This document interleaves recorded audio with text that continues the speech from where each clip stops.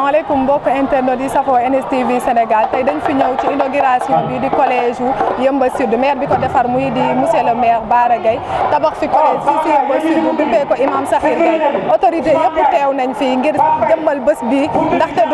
du lu ndaw ci population waa Yeumbeul Sud ndax ku xam Yeumbeul Sud xam ne population bu mag la et c'est la première fois mu am collège moo tax étudiants yi teew nañ fi délégué de quartier yi teew nañ fi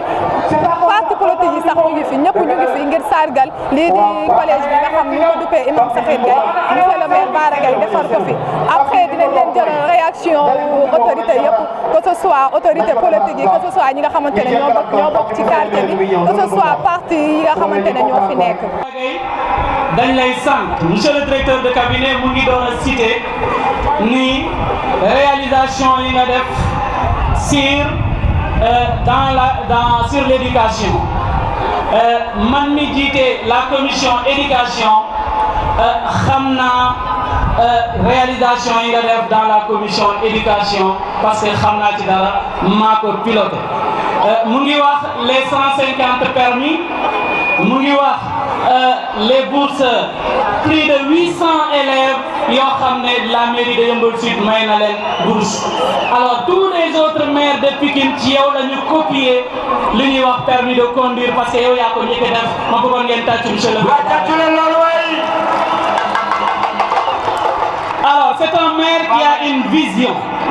c'est un maire boo xam ni dafa am gis-gis boo xam ni tey Yeumbeul Sud je peux dire comme ni ko directeur de cabinet waxee on a le meilleur maire du Sénégal moom mooy maire Bara Gaye parce que réalisation à travers ces réalisations mën nañ ne ni c'est le maire le plus jeune mais le maire qui a le plus réalisé pendant le quinquennat bi ñu def au niveau de la mairie de Yeumbeul Sud. De 2014 à maintenant le maire de Yeumbeul Sud n'a ménagé aucun effort pour que les enfants de Yeumbeul Sud am cadre scolaire boo xam ne cadre scolaire bu meilleur la ci cadre scolaire yi donc ci lancé boobu la mbébét créer le CM Imam Sakhir Gaye tey ce CM là qui est riche de 8 classes et un bloc administratif, les toilettes, la bibliothèque et le logement du gardien. Yaakaar naa ni ce CM est prêt à accueillir tous les enfants de Yeumbeul Sud et environnement.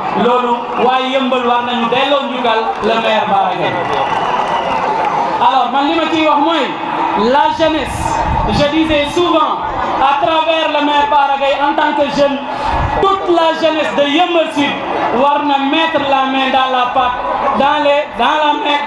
pour que Yeumbeul Sud mën a doon vraiment une ville nouvelle, un maire nouveau, des citoyens nouveaux. Donc loolu lañ soxla ci maire parce que réalisation yi mu def nii macha allah dañ lay wax gàcce ngalaama mais à travers toi monsieur le maire damay remercier sa bureau municipal. Le bureau municipal de Yeumbeul Sud à travers toi, vos adjoints, le premier adjoint, le deuxième, le troisième et le quatrième adjoint. Parce que ces adjoints-là dans le bureau municipal ont joué un rôle prépondérant pour que nga réussir li ngay def mais à travers toi damay remercier encore une fois le conseil municipal de Yeumbeul Sud parce que nous sommes 70, c'est là où nous décidons, c'est là où nous délibérons mais bu ñu bëggoon bloquer situation scolaire Yeumbeul Sud dañ koy bloqué mais quand même yàlla def na lépp lu ñëw ci éducation dañ ko délibéré maa ngi remercier ñëpp di sant ñëpp wasalaam merci monsieur le maire encore une fois merci monsieur le maire encore une fois. loolu mënul nekk jéem na tabax police tabax pakoti bi place publique école bii tey ñu tuddee sama sëriñ sama xarit Alhaji Imam Sakhir Gaye dama ne Bara Gaye merci beaucoup li ñu waxoon ne mënul nekk yow nekkal nga ko tey kon yow. dañuy wax ne li la yeex am moo tax Yeumbeul toll fii tey mais gëm naa ne bu la teeloon am Yeumbeul département fi ñu nekkoon tey kon Bara Gaye merci beaucoup li ma la waxoon démb laa lay wax ni 96 moo dem maire bi fi mës a jaar réussirul li nga réussir tey mais ndakate mbir mi xale am na ci solo kon maire xale Bara Gaye yàlla nga yàgg am ndam yàlla yàgg la suturaal di la wax ni nag la fi ña fa jaaroon lañ réussir muy petit quartier yi fexeel ba yow Bara Gaye na nga réussir quartier yi fexe ba benn quartier bu am problème na dëkk bi am jàmm na gën a yokku lépp lu fi manqué woon teg nañ ko ci sa loxo ñun pare nañu pour ànd ak yow yëmbal jëm sa kanam wasalaam. julli ci sangu-sang yi Seydina Muhammad ñu ngi sant suñuy ñaari way di bu baax di sant waa yëmbal bi ñu mayee ñoom waa yëmbal ñu mën a génnee li nekk ci ñun ci wàllu xalaat ci wàllu xam-xam ci wàllu liggéey boobu laa bëgg a taxaw tuuti ndax ginnaaw bi ñu jàngee ba ñëw dafa am jëmm ju baax bu ñu jàngal nan la ñuy liggéeyee ngir askan muy maître Abdoulaye Wade ma bëgg ngeen tàcc ko bu baax.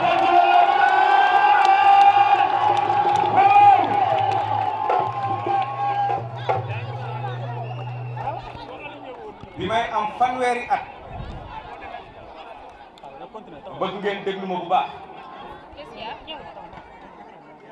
borom sabar yi nañ ñu may tuuti bi may am fanweeri at la ma Abdoulaye Wade di jël teg ma ci table conseil des ministres Afrique de l'Ouest ma nekk ministre bi gën a tuut tànk gox bii ñu dëkke muy yëmbal sud di yëmbal nord di Malika di Kër Massar muy arrondissement des Niayes ma njëkk fi takk ndombal tànk ministre de la République te Abdoulaye Wade boobu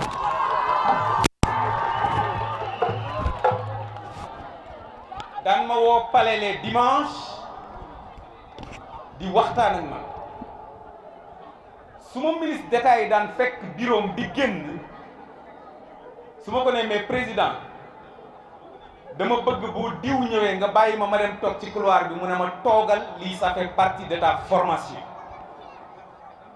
kon jàngal na ma lu bari mën naa ni wàllu administration moo ma jàngal lu bari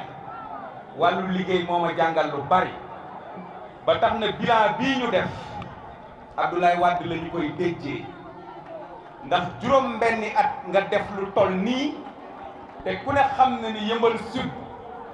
Yëmbal Sud bokk na ci ñeenti communes yi gën a néew doole ci wàllu budget ci département de Pikine nga def résultat bu doy nii sa professeur moo aay man sama professeur dafa aay te quand je parle de budget ci département de Pikine je prends à témoin suma grand frère Ndiaga Niang mi nga xam ni nekk na maire depuis 96 moom it jàngal na ma lu bare ci wàllu gouvernance territoriale moom ak suma frère Abdoulaye Diop mais dama ni bu tey la mu def rek la sañ ba di xeeñ su ma ñëwoon yëmbal defuma résultat ñu ne kii Abdoulaye Wade formé wu li tax may wax lii su mbas mi amul woon président Abdoulaye Wade dafa waroon a ñëw fii tey ndax mois de janvier loolu la ma digoon su mbas amul woon bi ma ñëwee wan ko plan yi ni ko président mu ne am ma ni ko sur fonds propres de la mairie conseil municipal bi jox nañu ma seen confiance pour ñu tabax le premier collège de Yeumbeul Sud dani ma indil ma bic ak feuille ñu toog ci salon ma ñëw mu ne ma lii ngeen gis ni ñeenti salle de classe yu waroon jàkkaar loola ak ñeenti salle de classe yi mais boo gisee plan bi bu ñeenti salle de classe yi ñëwoon nii fii genre ruq lay doon avant ngay am cours bi tey bu ñu ko ibbee nii mu jëm ci terre bi président Abdoulaye Wade moo tax moom moo jël xalimaam ak feuille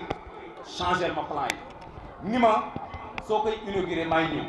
donc tey mbas mi am ba tax mënul ñëw yëmbal moo tax ngeen baal ma il fallait ma tijjee lii may jublu nag ci sunu mbokk waa yëmbal di gërëm le conseil municipal bu baax a baax démb si wàccee kaamil bi dama am benn frère bu ko wax lii du man vision bi man la effectivement ni ma ko suma premier adjoint bi suma nijaay Papa Ndiaye waxee démb xaw ma tey suba su bilan bi bonoon kenn du ne conseil municipal baara ngay ñuy wax mais su bilan bi baaxee ñun ñëpp a ko bokk damay toog conseil municipal di leen ko wax ni leen man fu ma dem dinaa ndamu ni je suis le meilleur maire du Sénégal fu ngeen dem ndamu leen nii fu ngeen dem yéen conseil municipal 2014-2020 ndamu leen ni vous êtes le meilleur conseil municipal du Sénégal parce qu'en termes de performance su fekkee performance ñu ngi koy natte ci la ñu la nattal ci wàllu budget ak la nga def ci résultat sur le terrain jàpp ma ne amul benn maire bu ñu gën a def résultat fii ci Sénégal yeneen maire yi ngeen doon dégg yépp suñu musaana ñëw seeni commune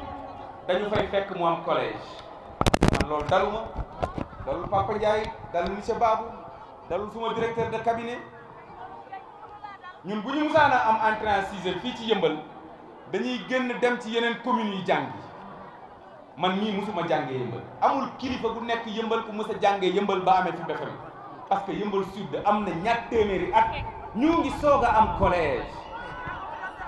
moo tax lii nekk lu rëy lii ngeen gis muy bilan bi yëpp amul benn yoon bu ñu mës a woote ni ñu ngi def inauguration bu mag bii lan moo tax parce que nag dama ni lu ñu doon xaar ñaar téeméeri at yàlla dogal ko ci ñu te nag sacrifice yu metti la conseil municipal bi def moo tax ma leen di gërëm di leen sant lépp yéen la waaye leen di gërëm bu baax di leen sant dañu sacrifié wu ndax dañu dajale ay fonds de concours dajale ay fonds propres ngir mën a tabax jëmmal lu mel nii parce que dañu xamoon ni suñu fi defee juróomi at wala juróom-benni at jóge fi te réglé wuñu question wu éducation notamment ci collège on aura failli à notre mission loolu moo tax ñu jëmmal lu mel nii mën na am sama doom du fi jàngee mën na am doomu Papa Ndiaye du fi jàngee mën na am doomu Marème Sylla du fi jàngee mais yéen waa Afia yéen a ko moom d'abord après waa Yëmbal Sud ñoom sottoo moom donc on aura réglé benn question boo xamante ni question bu daté de 200 ans et ma leen di rassurer déwén incha allahu rabbi danañu tegaat juróom-ñetti salle de classe ci kaw mu nekk lycée El Hadji Mouhamadou Sakhir Gaye da Yëmbal Sud. alors yéen waa Afia bi ma commencé lii ñu bëri ñëw nañ sama bureau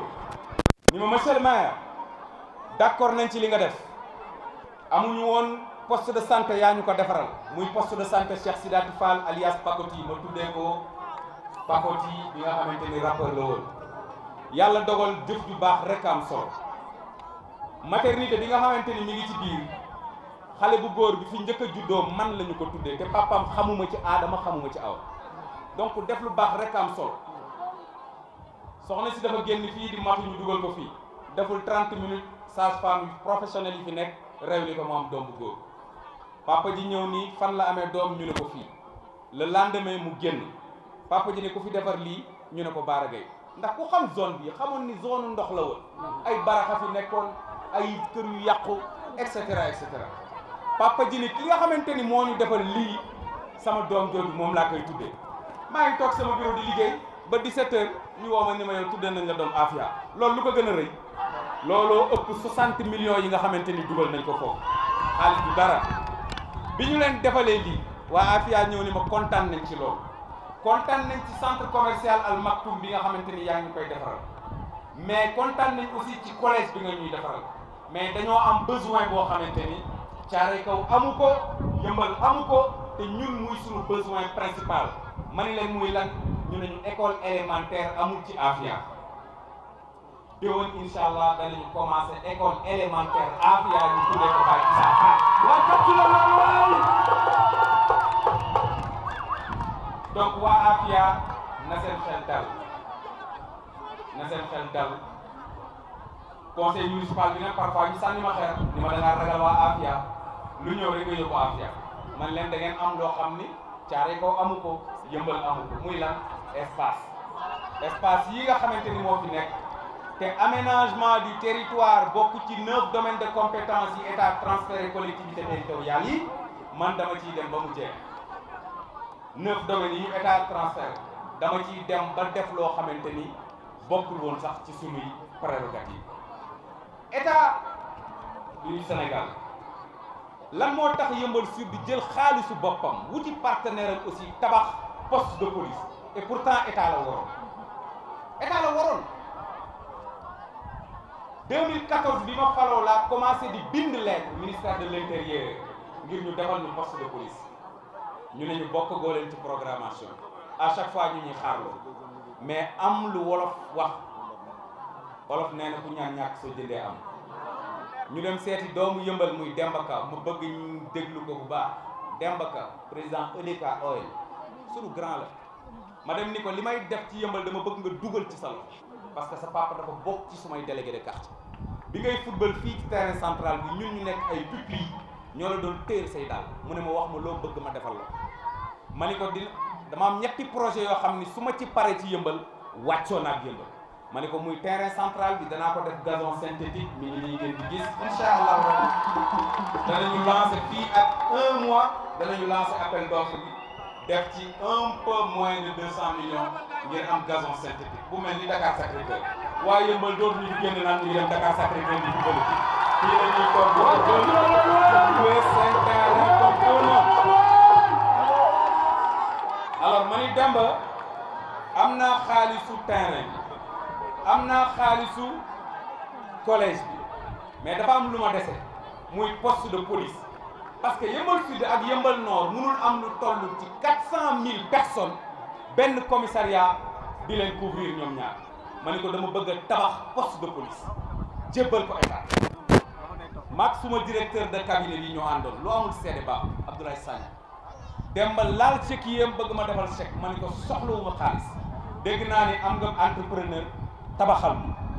mu tabaxal ñu jox ñu caabi yi ñu jël ci xaalisu maire bi 38 millions équipé ko équipement boo xamante ni amul ci police yii ñu wër fii ci arrondissement des Niayes ba pare jébbal loolu ministère de l'intérieur loolu ku koy def jàpp naa ni boo bëggul sa gox xaw ma kan moo bëgg goxam. avec le ministère de l'intérieur dinaa dégager 13 millions 500 ñu teg deuxième niveau maire bi comme ça ñu jóge ci poste de police nekk commissariat mais li tax may wax loolu aussi c'est pour interpeller l'État du Sénégal c'est pour interpeller le président Macky Sall ce n'est pas parce que Bara Gaye dafa bokk ci opposition que li ñuy defal yeneen maire yi nga xamante ni dañu bokk APR duñu ko defal dañoo bokk ci réew mi te yàlla dogal aussi ñeewuñu suñu benn moroomu maire bu nekk APR ce que les maires du Parti démocratique sénégalais sont en train de faire ce que les maires de l'opposition sont en train de faire néew na maire yoo xamante ni ñu ngi APR yu koy def donc état na yamale séddale bi lii nga xamante ni mooy suñu tali bi war a jaar fii 2012 la ñu waroon defar tali bi ba léegi jaaragul chaque année ñu jox ñu tak nee nañu nag le 15 bi lay jàll nañu ko def parce que ci Sénégal la ñu bokk am na loo xamante ni du compétence u maire assainissement du compétence u maire voirie du compétence u maire sécurité publique du compétence u maire suñu bëggoon ñu jëf ci loolu nañu délaisser li nga xamante ni mooy compétence yooyu transférer ko aux collectivités territoriales donc bu boobaa lii nga xamante ni moom lañu def comme résultat te nañu def résultat yi ko gën a mag ci loolu donc loolu laa amoon lu may interpeller le président de la république ne tëddee njaaxaanaay na yamale parce que ñun ñëpp nous sommes des citoyens suñuy dërëm ak suñuy ñaar dërëm ñoom ñooy contribuer ci li nga xamante ni mooy budget état du Sénégal alors lan tuuti na waaye ci jur gi la bokk ñu ne mbaam gàtt na waaye ci jur gi la bokk nañu yamale ak sunu yeneen moroom yi nga xamante ni ñoo yor yeneen commune Promoville foo dem ci Yeumbeul Nord tali yaa ngay jolli ñun Yeumbeul Sud mënuñu am benn tali lu tax parce que Bara Gaye moo fi nekk c'est pas normal ñii nga xamante ni ñoo dëkk Yeumbeul Sud ay responsable lañ ay citoyens sénégalais lañ nañu jox cër bi nga xamante ni moom lañ moom lii nga xamante ni tabax naa ko waruma woon état la waroon parce que ñun njàng mu suufe mi lañ ñu dénk bu ñu demee ba tabax collège ça veut dire que bëgg nañu bien-être suñu population te loolu état la waroon donc ñun defal nañ leen loo xamante ni ñoom ñoo ko waroon a def